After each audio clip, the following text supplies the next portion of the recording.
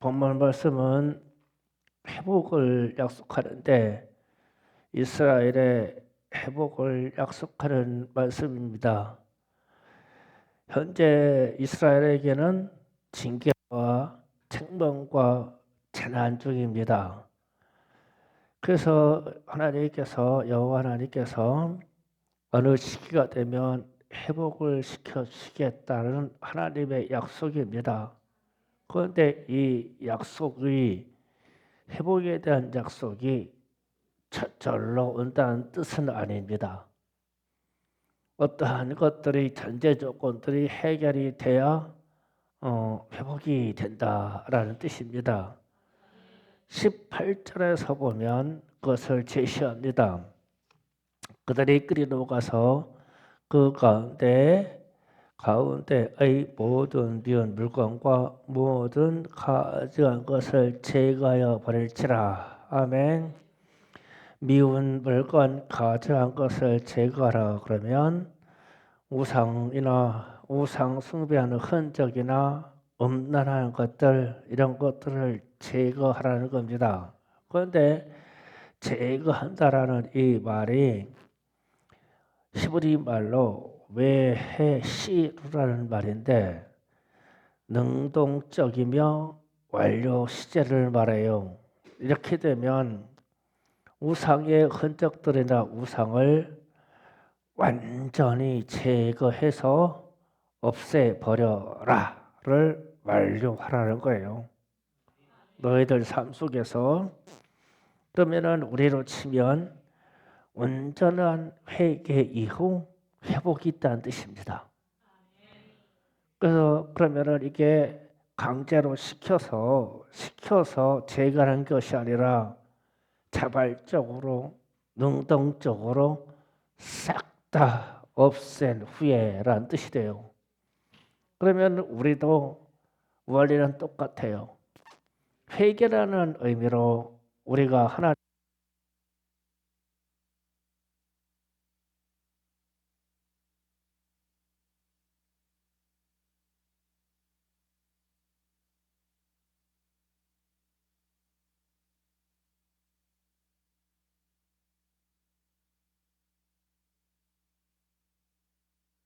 배터리 교환해가지고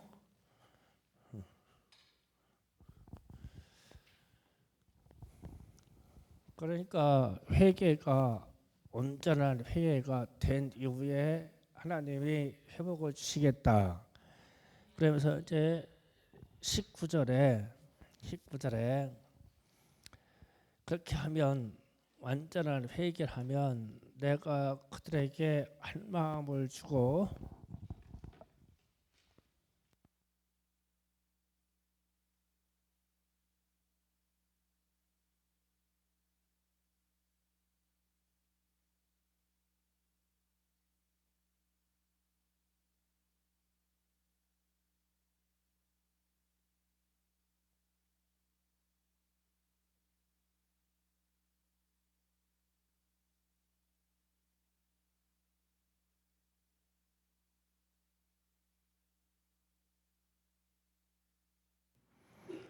어떤 교회는 일꾼들이 많아서 해고시킬 수도 있는데 우리는 해고를 못 시켜. 고쳐 써야지. 고쳐 씁니다. 네. 19절에 가서 한 마음을 주겠고 그 다음에 새 영을 주겠고 살과 같이 부드러운 마음을 줄 것이다 라고 했어요. 이게 회복이 되는 원리입니다. 한 마음이라는 것은 회중이 회개를 다하면 일치된 마음이 온다는 것입니다. 분열된 마음이 사라진다는 뜻입니다. 한 마음이 우리가 다 어떤 사실에 대해서 회개를 하면 우리의 죄를 회개하면 우리는 하나가 된대요. 마음이 이게 어, 회복되는 순서예요. 가족을 치면 가족의 누군가가 가족의 가장이나 엄마가 충분히 회개를 하면 가족이 하나가 돼요. 물론 다 회개하면 완벽하겠죠. 한 사람만 회개해도 하나가 돼요. 그러면 한 마음이 된다는 것은 아주 쉬워요. 공동체에서 똑같이 말이 나와요. 하나님은 한 분이시다. 한 마음에서 튀어나온 말이 이 말이에요. 오직 예수로 산다. 여러분의 가정에서 모든 가족이 우리 가정의 신조는 오직 예수다. 그러면 이게 한 마음으로 된 거예요. 그런데 누가 툭 삐져나가가지고 그건 아니고요. 세상의 삶의 방식이 얼마나 많은데요. 그러면 분열입니다. 그러면 이 일이 안 이루어지는 것은 앞반절에서 회개가 충분히 되지 않았기 때문에 그래요. 그래서 한 마음이 돼야 됩니다. 그리고 새 영을 부어준다고 그랬어요. 그러면 새 영은 성령을 주시겠다는 뜻입니다. 그런데 새 영을 부어준다라고 할 때는 강권적인 의미가 있어요. 그러니까 성령이 한 마음이 회개하고 한 마음이 되면 성령이 임하시는데 성령 주세요 주세요 주세요 이래서 주는 게 아니라 하나님은 막 강권적으로 와서 주신대요. 이 성령 좀 만나봤으면 좋겠어요. 그냥 나는 무방비 상태인데 막 성령이 오셔가지고 막 나를 뒤집어 버려. 강권적으로. 이게 성령이 임하는 방식입니다. 그래서 이게 강권적으로 임해지는 성령의 현상이 어느 때에 잘 나타나냐면 찬양할 때요. 찬양할 때 우리는 하나님의 성호를 찬양하고 하나님의 성호를 찬양하며 기도하는데 기도할 때 성령이 오시겠다고 예고돼서는 게 아니라 그 찬양이 충분하면 성령이 막 강권적으로 막 갑자기 임하셔요. 우리 교회에는 새벽 예배 때 반주도 없고 음악도 없고 그냥 우리 육성으로 찬송할 때요. 진짜 성령의 강권적인 역사들이 많이 있어요. 느끼시는 분들은 있을지 모르는데 저는 확연히 느껴요. 일주일에 한 3번, 4번 느낍니다. 찬양할 때 성령이 강권적으로 오세요. 여러분들이 T1이 이루어서 같은 목소리로 찬양할 때 새 영 성령이 강권적으로 임합니다. 이것을 체험하시기를 바랍니다. 그러면 새 영이 강권적으로 오면 하나님께 극진하고 온전한 태도를 보입니다. 그러면 성령의 역사가 뭐냐? 그러면은 우리 공동체의 일원이 하나님에 대한 일에 대해서 극진해져요. 그게 봉사이든 섬김이든 찬양이든 내 직분을 수행할 때요 극진해집니다. 성령이 내게 임하면 그 차이예요. 그래서 성령이 임하였다 그러면서 사람들이 이런 표현 막 벌렁거린다. 막 사람이 막 가볍고 펄쩍거린다. 이게 아니에요. 성령이 역사하시면 하나님의 일에서 막 극진해져요. 막 봉사하는 것도 막 극진해요. 내가 주방 하나 섬기는데도요, 막 전심으로 막 극진해져요. 성령의 역사는. 그러면 맛이 더 나고 더 즐겁고 이래요. 성령의 역사가. 그러면은 다시 합니다. 하나님이 우리를 회복시키려고 그러면 우리는 회개해야 되고 회개한 이후에 공동체적으로 한 마음이 이루어져요. 오직 예수 하나님을 한 분이시다 이래 돼요. 그렇게 되면은 찬양과 기도가 솟구치는데 이때 새 영을 주실 때 강권적으로 부어주셔요. 부어집니다. 그리고 나서 회복될 때 세 번째 현상이 살과 그 몸에서 돌 같은 마음을 제거하고 살처럼 부드러운 마음을 줄 것이다 그랬어요. 살처럼 부드러운 마음을 준대요. 반대말은 강팍하다는 말이고 돌 같은 마음이라는 게 반대한 말이고 실제로 살과 같이 부드러운 마음을 준대요. 그런데 이게 살과 같이 부드럽다는 의미를 어떻게 깨달아야 되냐면 어, 여러분이 자신이 자기 볼을 한번 이렇게 만져봐요. 이렇게 만져봐요. 그러면은 손가락이 내 볼에 닿았다는 것을 김기경 집사님 해요. 지금 심각한 얘기인데 권희도 이렇게 해봐. 권희도 이렇게 해봐. 찬이도 했어? 응. 이렇게 하면은 살같이 부드러운 마음이라는 것은 살에 닿는 순간 금방 인지돼요. 살과 같이 부드러운 마음이라는 게 이게요. 마음이 그렇다는 거예요. 살과 같이. 그러면 이제 예를 들어 가지고 이제 실례된 거지만 옆에 사람을 툭 터치를 했어요. 야 하고 툭 터치했어요. 그러면은 그냥 살짝 건드렸어. 그러면은 왜 하고 돌아보겠죠. 살과 같이라는 의미는 그거예요. 그러니까 아주 감각이 없고 미련하지 않은 이상 살과 같이 살을 탁 건드리기만 하면 무엇이 내게 닿네라고 금방 인지를 해요. 누가 탁 치면은 나를 지금 불렀다고 인지를 금방 해요.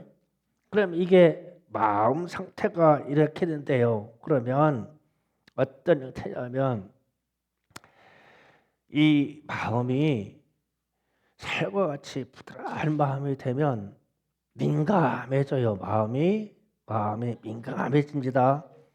탁 건들리기만 하면 금방 알아버려요. 살과 같이. 그럼 마음이 그렇대요. 그러면 작은 죄가 들어와도 금방 반응해요. 살과 같이 부드러운 마음이 들어오면 죄가 들어와도 조그만 죄가 들어와도 막 그냥 애통해요. 또 죄를 졌네. 이게 아닌데 돌과 같은 마음 되면 죄를 짓고도 감각이 안 와요. 그런데 살과 같은 마음이 되면 죄가 들어와서 살짝만 건드려도 금방 알아버려 내 마음이. 그리고 하나님이 기뻐하시는 이게 내가 하는 일이 하나님이 기뻐하실까라고 그러면 하나님이 기뻐하시는 일이네. 아주 착 알아버려. 이 살과 같이 부드러운 마음이 되면 귀신의 역사나 마귀의 역사가 딱 스쳐 지나가면 소름이 착 끼치면서 금방 캐치돼 버려. 이게 살과 같이 부드러운 마음이에요. 이 마음이 회복이 돼야 돼요. 그런데 이 마음이 일어나지 아니하면 이사야서 6장 9절 10절을 잠깐 읽어봅니다. 시작. 여호와께서 이르시되 백성에게 이르기를 너희는 들어도 깨닫지 못할 것이요 보기는 보아도 보지 못하리라 하며 이 백성이 마음으로 하여 그들의 귀가 막히고 그들의 눈이 감기게 하라. 그들이 눈으로 보고 귀로 듣고 마음으로 깨닫고 다시 돌아와 고침을 받을까 하노라 하시기를. 아멘. 이 말이 뭐냐면 보기는 보아도 깨닫지 못하고 그러면 마음이 고집스럽고 강팍같이고 돌같이 돼서 봐도 깨닫지 못하고 말씀을 들어도 깨닫지 못하고 느끼지를 못해. 그러면은 이 말씀을 에스겔서 12장 2절에서 또 비슷한 말합니다. 12장 2절 다 같이 있습니다. 시작. 인자야 내가 반역하는 족속 중에 거주한도다. 그들은 볼 눈이 있어도 보지 못하고 들을 귀가 있어도 듣지 못하나니 그들은 반역하는 족속임이라. 아멘. 이제 어느 정도까지 되면 하나님을 반역하고 배반했기 때문에 봐도 못 깨닫고 이미 하나님을 배신했기 때문에 들어도 들리지가 않아. 하나님을 배신했기 때문에 배반했기 때문에 떠났기 때문에 안 들려. 그럼 이런 상태가 돌과 같은 마음, 강팍한 마음, 성경에서는 목이 곧다, 목이 곧다, 고집스럽다라고 표현을 해요.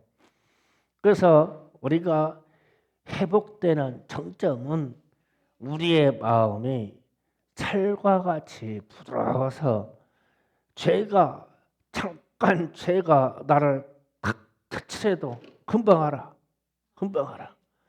귀신의 역사가 탁 건드려도 부드러운 마음은 금방 알아. 이게 마귀의 역사로 시험의 역사가 나를 탁 건드려도 잠시 시험의 역사가 나를 건들 수는 있으나 빠지진 않아. 이 마음이 부드러우면 그런데 시험 들은 사람 보면 고집이 그런 고집 없어. 어떤 말도 안 듣지.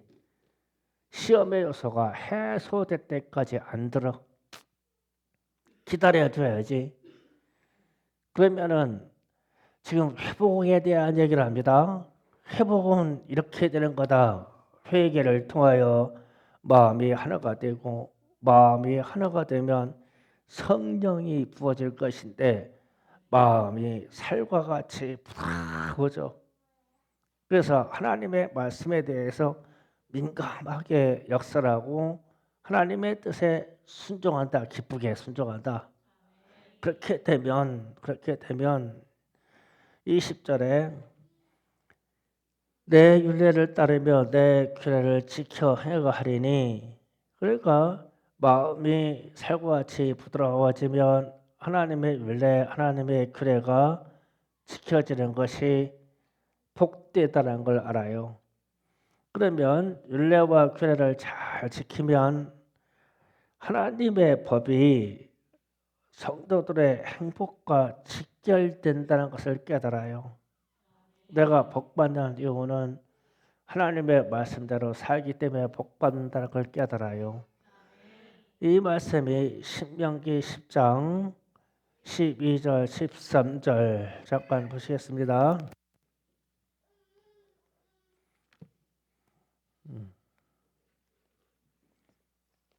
다 같이 한 몫으로 합독합니다. 시작.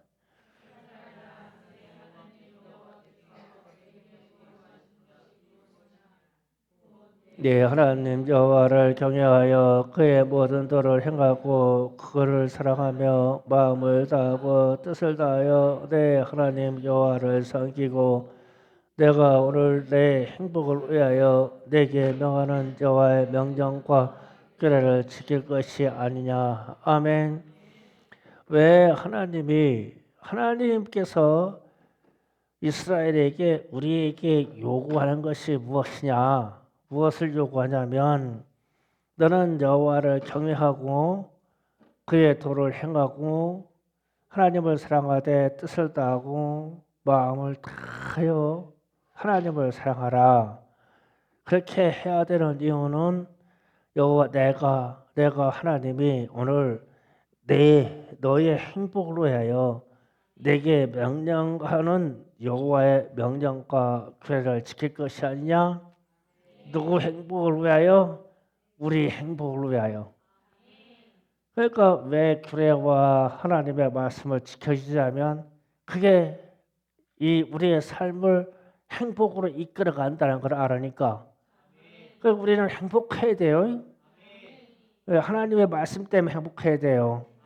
그래서 우상 숭배나 귀신의 역사를 제거한 이후에 최종적으로 귀신의 역사나 우상의 역사로부터 벗어나고 나면 얼마나 자유하고 행복하다는 것을 우리가 알죠.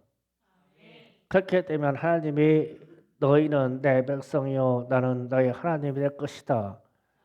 그런데 이 언약의 말씀이 구약 성경부터 신약 성경까지 끝까지 나오는 거예요.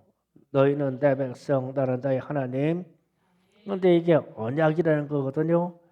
그런데 우리가 언약에 대해서 좀 이해할 필요가 있어요. 고대 사회에서는 종주국이 있어요. 주인 나라가 있고 봉신국이 있어요. 봉신이라고 하면은 봉건 주인 혹은 신하의 나라가 있어요. 그러면은 이 두 나라가 주권을 가지고 있는 강대국과 주변에 있는 봉신국하고 서로 언약을 체결해요. 그러면 강한 나라는 너의 나라에 대해서 안전과 너의 신분에 대해서 보장해 줄게. 너는 강한 나라에게 신뢰를 하고 믿고 일정량의 세금을 내라. 이렇게 가지고 이 언약을 체결해요. 그리고 언약을 체결했을 때 주인과 봉신국에 따라 언약을 체결했을 때 만약에 이 언약이 깨어지면 너는 죽는다. 이게 이 언약이라는 거예요. 언약. 인디언사에서는 언약을 맺으면 아주 기가 막힌 방법을 해요. 자기의 오른손을 칼로 오른손을 이렇게 베입니다. 피가 나게. 그러면은 상대방의 오른손도 피가 나게 이렇게 베입니다. 그리고 악수를 해요. 그리고 악수를 하고 이제 진짜 악수의 의미가 악수를 딱 하고 이렇게 하면 이 손의 피와 상대방의 피가 합쳐지겠죠. 그러니까 우리는 같은 피가 합쳐지는 형제이기 때문에 우리 서로 너는 나를 해하지 말고 나도 너를 해하지 말자 이래요. 그래서 이 백인들이 아메리카 땅에 들어가서 인디언들을 만나는데 인디언들하고 충돌을 했는데 나중에 인디언들이 이 약속 손으로 빼고 피를 바치는 이 약속을 하면은 절대적으로 신뢰를 하는 거예요.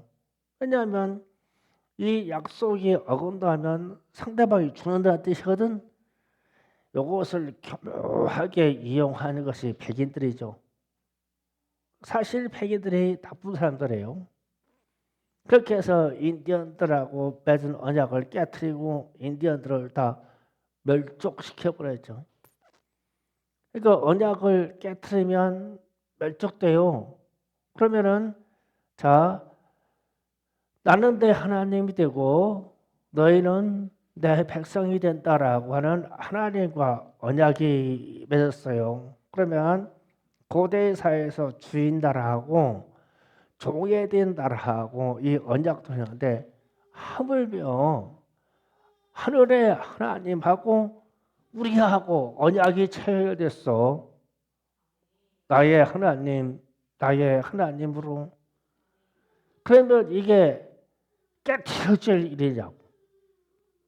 우리가 예수 믿다가 예수 못 믿겠네라고 할 말이냐고. 하나님은 아니 계시다고 할 말이냐고. 우리 주님은 그분의 생명을 다 우리에게 피와 물과 생명과 줄 걸 다 주어서 우리를 구원해 주셔서 그 언약을 우리를 구원해 주신다 언약을 체결했는데 우리가 예수님한테 등을 돌릴 수가 있냐고. 지옥 들어갈 수밖에 없지 죽어서. 그러니까 이게 내 하나님, 나의 하나님, 내 백성이라고 하는 이 언약의 이 얘기예요.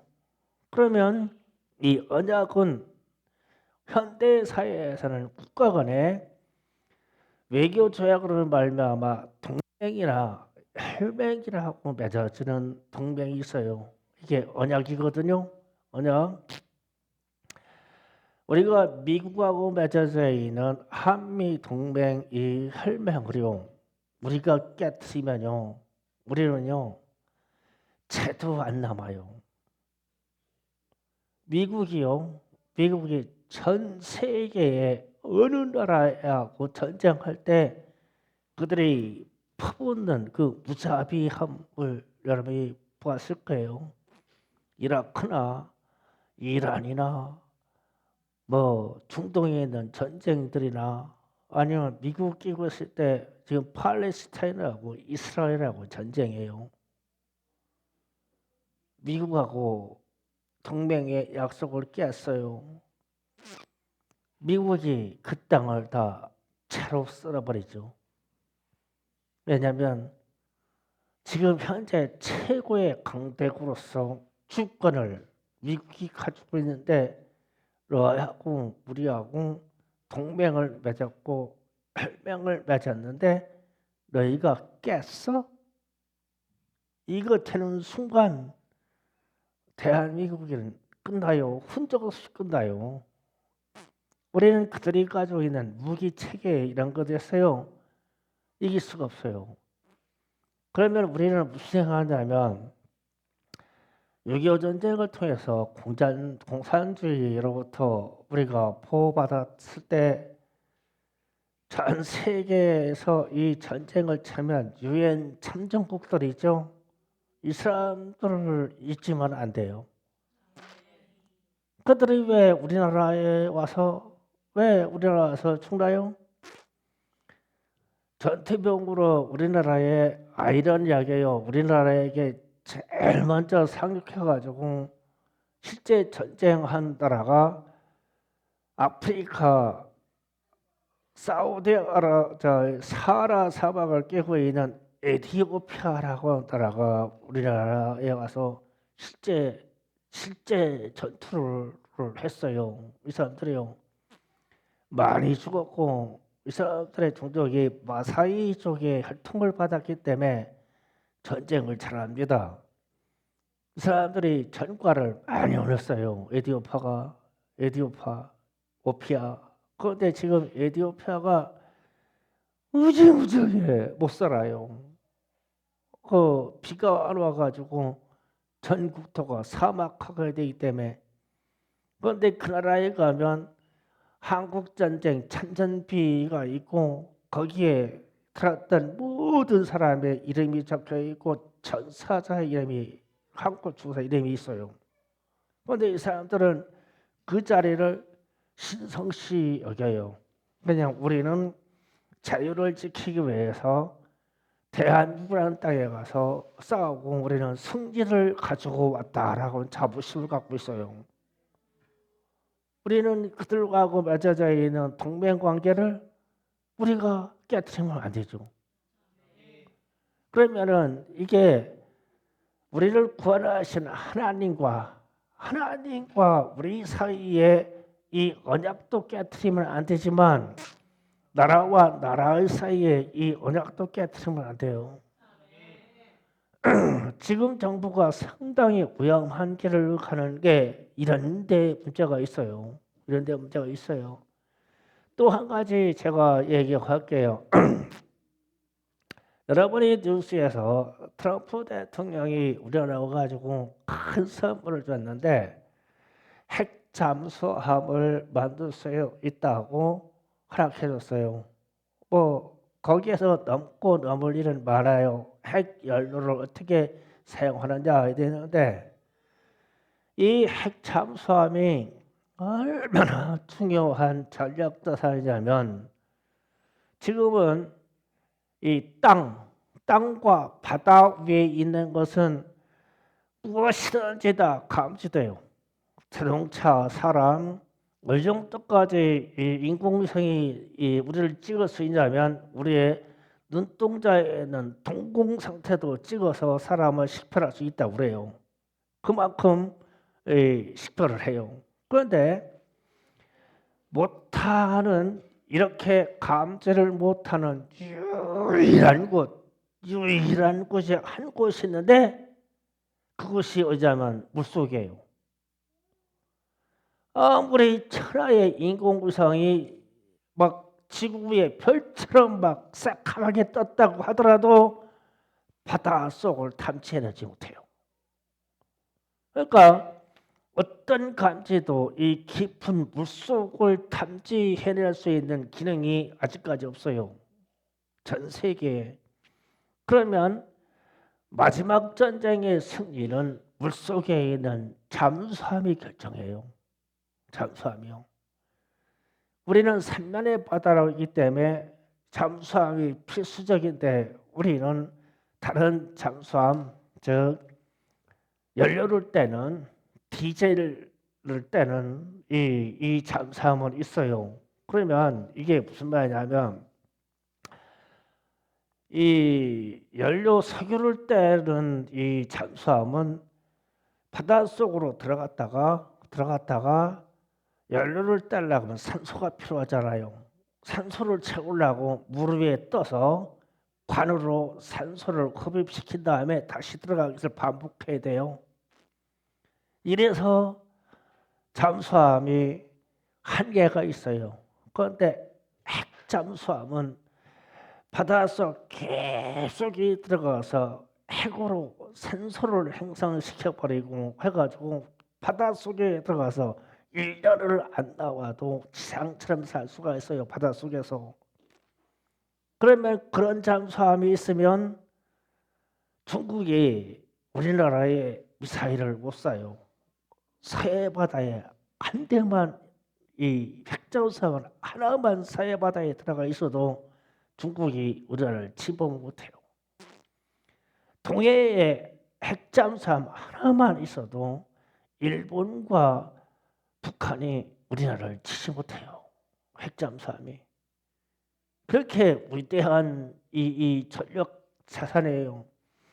이것을 미국이 기득권을 가지려고 우리나라에게 절대 지금까지 허락하지 않는 부분에 썼어요. 그런데 이번에 허락을 했죠. 왜 허락하는지는 아직은 몰라요. 왜냐하면 트럼프는 장사꾼이기 때문에 돈을 어마어마하게 챙길 것 같아요. 그러니까 어쨌든 핵잠수함은 있어야 돼요. 우리나라를 지키기 위해서. 그러면 이 원리가 뭐냐면 우리나라의 천안함이 서해바다에서 수년 전에 깨진 적이 있는데 함정이 반도갈이 났어요. 이거는 지상 공격할 수 있는 무기로 이렇게 안 돼요. 배가 반쪽이 그냥 뚝 부러져 버렸어요. 그러면은 이 함정은 길이가 50m, 100m 이래요. 이런 배가 허리가 끊겨졌어요. 이거는 어디서 온 거냐면 바닷속에 있는 잠수함에서 어뢰를 쏜 거예요. 밑에서 배를 이렇게 쏘니까 배가 부러져요.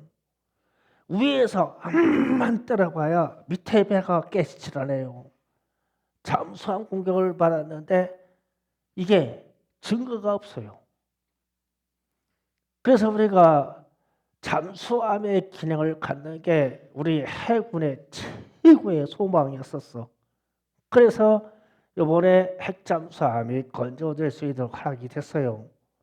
왜 그러냐? 왜 이 이야기를 했냐면 동맹 관계에 있기 때문에 뭔가 주고받을 수가 있어요.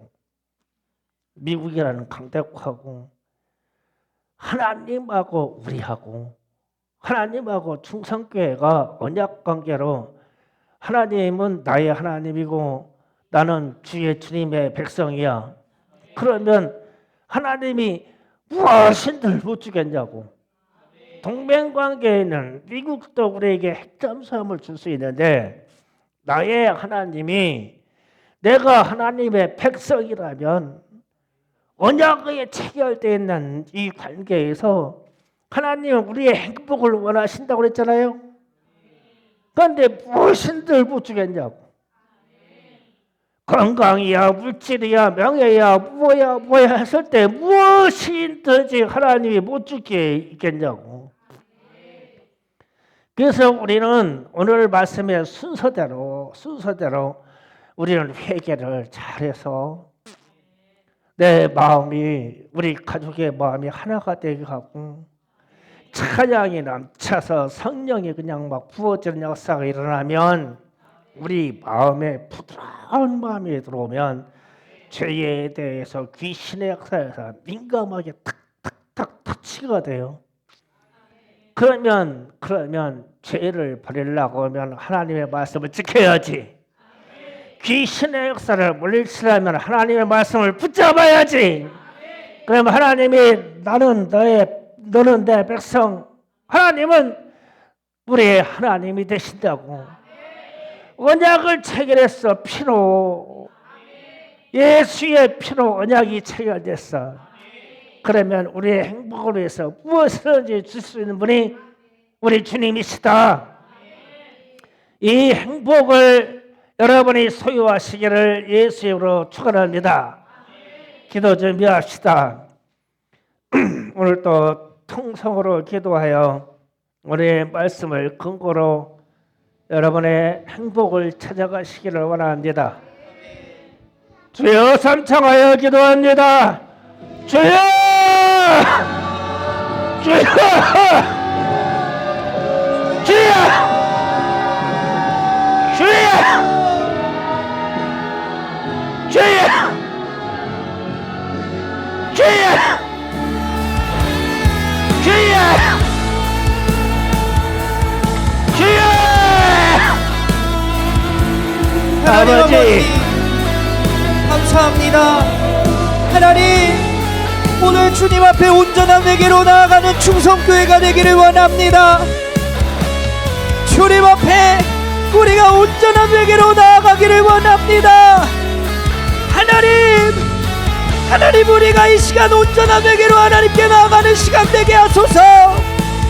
하나님의 주시는